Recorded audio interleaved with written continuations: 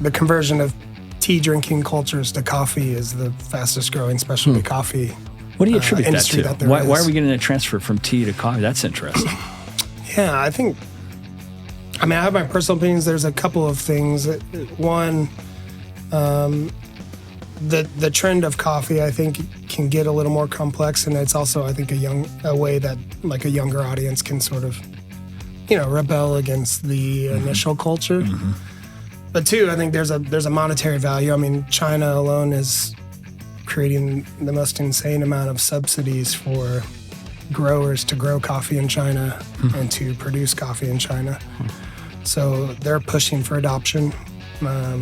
There's also a lot of studies on productivity and such with coffee, so there's probably a bit of the caffeine issue that's pushing into that.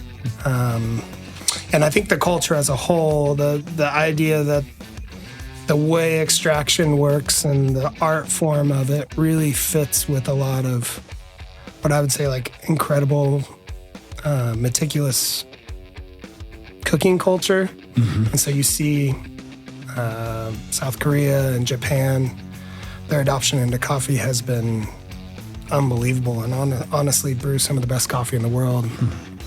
The interesting thing about coffee is that whoever does it for the least amount of time, as in like whatever culture tends to adopt it, does it the best. So it flies in the face of basically every other culinary art where, the French, their cooking's amazing because they're one of the first and it's like incredible. Or pick your ethnic food, it's incredible.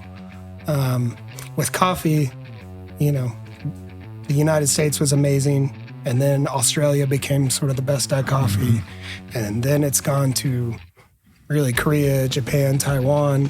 Now it's going to the Middle East, so the UAE has the most amazing shops, and it's like, because you leave all your preconceived notions behind on this traditional Italian coffee. That's the irony, is